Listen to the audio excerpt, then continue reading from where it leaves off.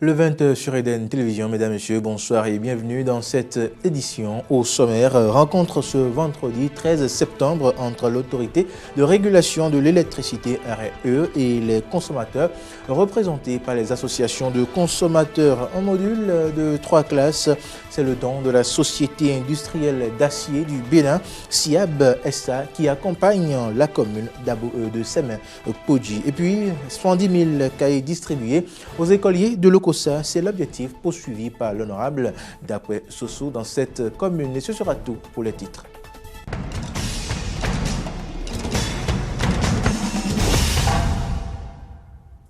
Merci de votre fidélité. Renouvelée à Eden Télévision, l'autorité de régulation de l'électricité ARE a rencontré ce vendredi 13 septembre les consommateurs représentés par les associations de consommateurs. Objectif présenter le règlement numéro 2019-001/CNR/RRE relatif au traitement des réclamations des consommateurs d'électricité raccordés au réseau public de distribution d'énergie électrique. Le point avec Mori Agua, Nonkoyon Agua, bien évidemment, et Damien Pedro. Cette rencontre entre l'autorité de régulation de l'électricité et les associations des consommateurs a été l'occasion pour le président de l'ARE, Gbedonugbo, Claude Baguidi, de présenter le règlement relatif au traitement des réclamations des consommateurs d'électricité accordés au réseau public de distribution d'énergie électrique. Il est revenu également sur l'évolution du secteur de l'électricité au Bénin. La relative jeunesse de l'ARE et son opérationnalisation encore incomplète ne lui ont pas permis de jouer pleinement le rôle qui est le sien au profit des consommateurs. En vue de l'élaboration du règlement relatif au traitement des plaintes des consommateurs, plusieurs observations ont été en effet faites par les consommateurs sur le document qui vous sera présenté ce jour. Je vous remercie donc d'avoir accepté de participer à cette séance d'échange et de présentation qui, à coup sûr, posera le jalon d'une nouvelle collaboration plus étroite entre vous et l'autorité de régulation de l'électricité.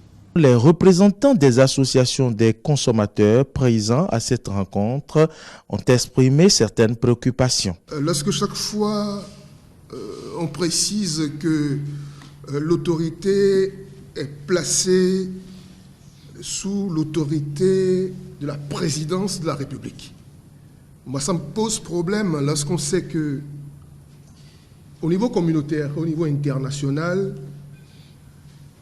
les autorités de régulation sont en fait des autorités administratives indépendantes. Ce règlement est tellement bienvenu que ma première préoccupation, c'est de savoir si la SBE en prend conscience aujourd'hui. Est-ce qu'elle prend conscience de l'enjeu, de ce que le secteur ne sera plus comme avant? Des réponses conséquentes ont été apportées aux préoccupations des consommateurs par le président de l'ARE. C'est depuis 2010 que les tarifs actuels de la SBE sont en vigueur, bientôt 10 ans. Regardez d'où nous venons, les énormes investissements faits par l'État, les subventions. À l'époque, on disait, tant qu'il n'y a pas le service, il ne faut pas toucher le prix. Mais nous n'allons pas continuer de cette manière si nous voulons que nos autres compatriotes aient accès à l'électricité. Les conclusions de ces échanges seront adressées à la haute autorité dans l'intérêt général des consommateurs afin de garantir la continuité et la qualité du service. Face à l'incivisme de la population qui fait des espaces verts de la ville de Cotonou des dépotoirs sauvages, le ministre du Cadre de Vie, José Didier Tonato, a effectué une descente de terrain pour faire le constat. Suivez plutôt. Le ministre Didier Tonato du Cadre de Vie et du Développement durable, accompagné du maire intérimaire de la ville de Cotonou et du ministre de la Décentralisation, ont effectué une descente pour visiter les espaces verts de la ville de Cotonou. Cette visite fait suite à des images qui ont circulé sur les réseaux sociaux montrant des actes d'incivisme de la part de la population. Nous sommes porteurs de ce projet d'aménagement des espaces verts dans la ville de Cotonou, autorisé par le gouvernement, donc par le chef de l'État. Et le gouvernement a mobilisé des ressources importantes, des centaines de millions, pour montrer et préfigurer de ce que le projet asphaltage va être. Ce qui s'est passé ici, c'est que à la réception provisoire, nous avons maintenu l'entretien pendant 12 mois, de façon à ce que tout ce qui a été mis en terre ici, tout ce qui a été aménagé se consolide avant que nous ne passions la main à la mairie. Au bout des 12 mois, nous n'étions pas suffisamment rassurés, nous avons prolongé encore de 6 mois. Donc, nous avons tenu la main pendant 18 mois. Malheureusement, depuis bientôt 1 an que la mer est passée, l'espace vert de Ruiro se dégrade selon le ministre du Cadre de vie et du Développement durable. Il y a des immondices partout, entassés même sur le gazon. La poubelle est pleine. Maintenant, c'est des sacs de déchets qui sont entassés sur les clôtures grillagées. Les images qui ont circulé montrent qu'on vient déposer, on vient accrocher à la clôture des sachets contenant des ordures ménagères. Donc ce n'est plus un espace de récréation, ce n'est plus un poumon vert. Vous constatez que en fait aujourd'hui il n'y a plus de maintenance du tout. Et donc nous avons été instruits par le chef de l'État pour faire le point et reprendre la main jusqu'à ce que la collectivité locale, la mairie, soit prête à assumer ses responsabilités.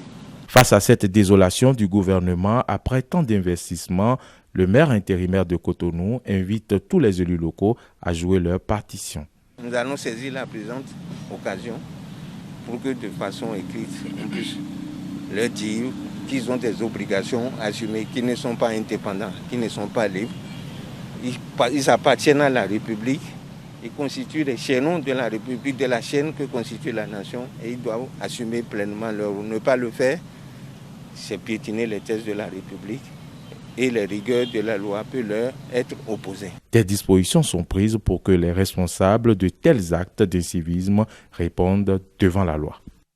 La société industrielle d'acier du Bénin, Chiabessa, accompagne la commune de Semepodji dans la construction des infrastructures socio-communautaires. C'est à ce titre qu'elle vient d'offrir à l'école primaire publique de Djefa Kowenou un module de 3 classes dont les clés ont été remises au conseil communal ce jeudi. 3 salles de classe entièrement équipées, plus magasins, bureaux et latrines. Voilà ainsi décomposé le joyau mis à la disposition des instituteurs et apprenants de l'école primaire publique de Djefa Kowenou. Pour Victorine Arwanvoike Kouchade, le présent bâtiment vient mettre fin un tant soit peu aux insuffisances auxquelles sont soumis les acteurs de cette école. Soulager les élèves de l'EPP Djefa Kowenou des nombreuses peines qui sont les leurs au quotidien.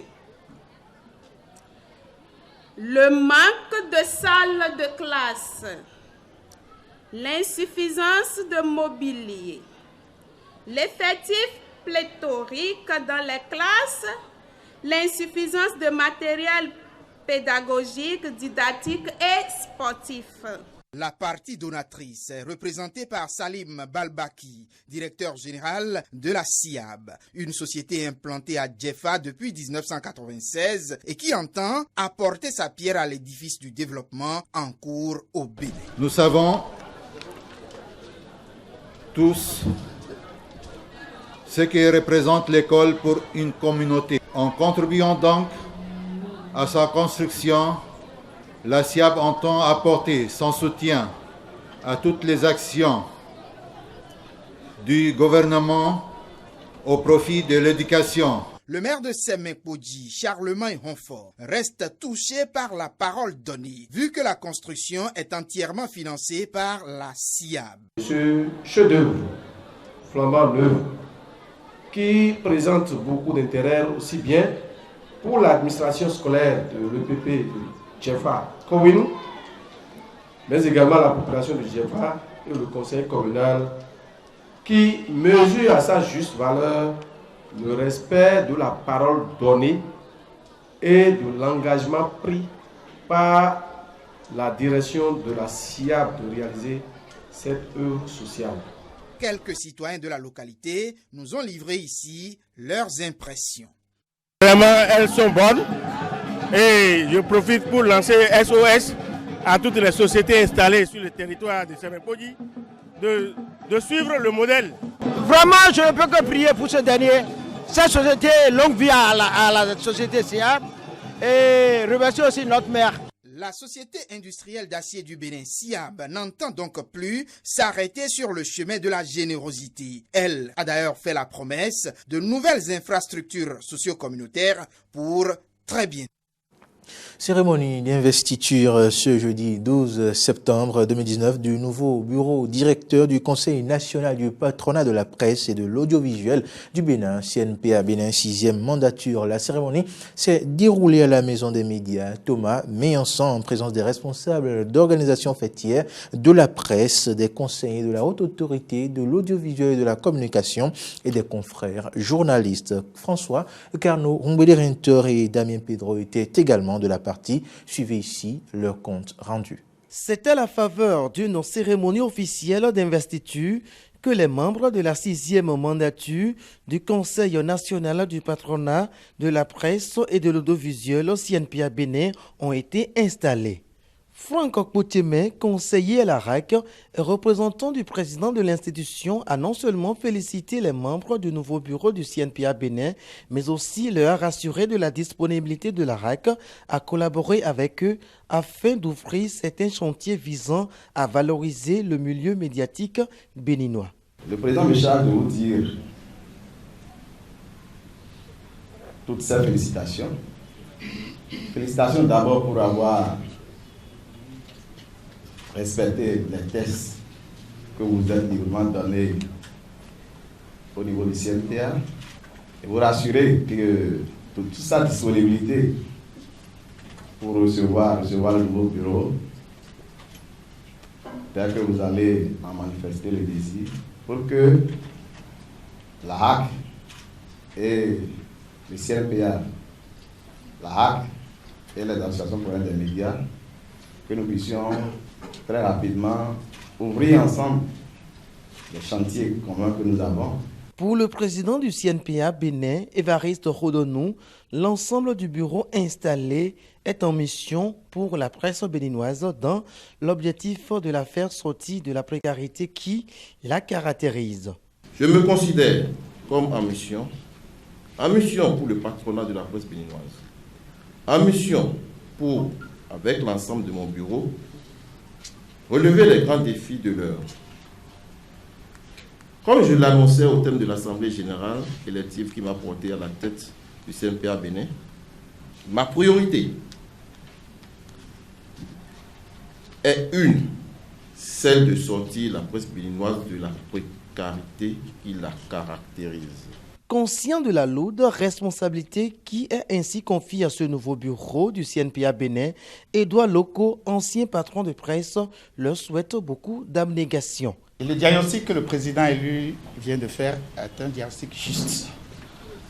Mais aurez-vous le courage d'appliquer, de prendre les remèdes? Je vous souhaite beaucoup de courage.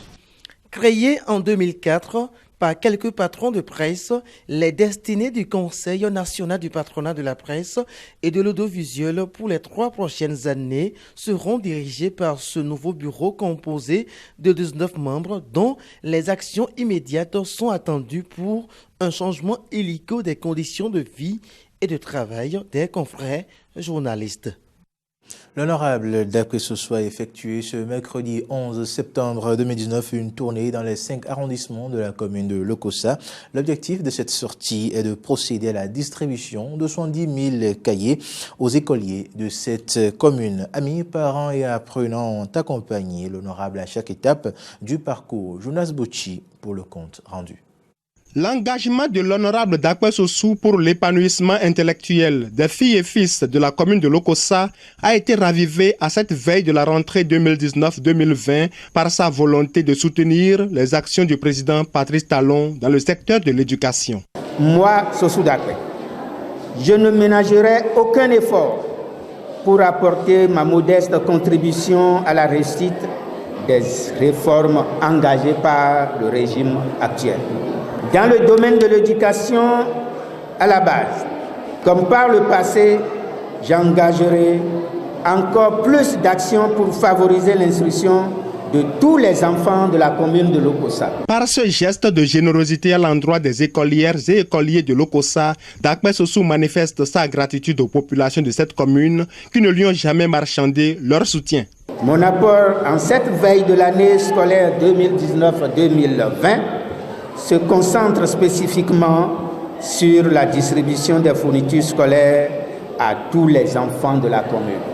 21 325 écoliers répartis dans 65 villages et quartiers de ville de Lokossa seront impactés.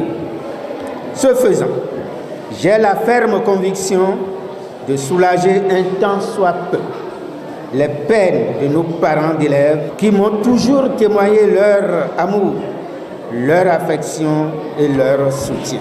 Parents, enseignants et apprenants ne sont pas restés sans témoigner leur gratitude à Dakpe Sossou pour son attachement à l'éducation dans la commune de Lokossa. Je prends la parole au nom des directeurs pour vous témoigner nos sincères remerciements pour des efforts louables que vous ne cessez de consentir chaque année à l'endroit des apprenants. Grande est notre joie de recevoir encore à cette veille de rentrée des dons habituels de cahiers de notre cher bienfaiteur de tous les jours. Honorable Dakpe Sossou, nous sommes vraiment contents de vos dons et nous vous promettons d'en faire bon usage. Dakpe Sossou met la pré-rentrée à profit pour la distribution de ces cahiers dans tous les arrondissements de Lokossa afin de favoriser le démarrage effectif des activités pédagogiques le jour de la rentrée à Lokossa. La direction départementale du tourisme, de la culture et des sports du Mono a organisé ce mercredi 11 septembre le festival départemental du sport féminin à Lokossa. Une initiative qui a permis aux jeunes filles du Mono de révéler au grand public leur talent sportif. Plus de détails avec Jonas Bouchi. Éduquer à travers des distractions sportives, aider les adolescentes à éclore leur talent sportif, impliquer davantage les jeunes filles du Mono dans la promotion du sport féminin, la présente édition du Festival du sport féminin dans le Mono s'inscrit dans une logique pluridimensionnelle dont la seule finalité est de mieux révéler les valeurs du sport féminin au Bénin. Et puisqu'on ne peut donner de bonnes performances sportives sans une bonne santé, le directeur départemental des sports du Mono a fait de la santé le cachet spécial de ce festival du sport féminin à Lokossa. L'édition du sport féminin dans le département aujourd'hui est une édition spéciale. Elle est spéciale parce qu'elle arrive à allier et sport et sensibilisation. Vous avez eu droit tout à l'heure à une sensibilisation sur différents thèmes liés à votre sexualité. Et il a fallu que vous soyez en bonne santé.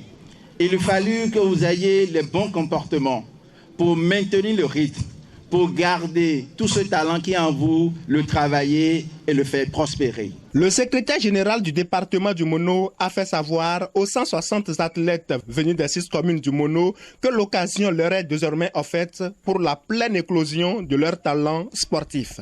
La cérémonie de ce jour est l'occasion de jeter un coup de projecteur sur les qualités sportives des filles de notre département. Les filles sont capables de relever de grands défis sportifs à condition que les conditions favorables à l'éclosion des immenses talents qui somnolent en elles soient créées. Pour que l'adversité ne l'emporte sur les bons réflexes recherchés chez ces joueuses, leur représentante a juré faire du fair play leur règle d'or durant les différentes compétitions. Nous, athlètes du Mono, jurons de respecter les règles du jeu dans la loyauté et le fair play. La remise de médailles aux équipes championnes a été aussi festive que l'ambiance qui a prévalu sur les divers aires de jeu durant tout ce festival du sport féminin à Lokossa. Fin de ce journal. Merci de l'avoir suivi. Bon week-end chez vous.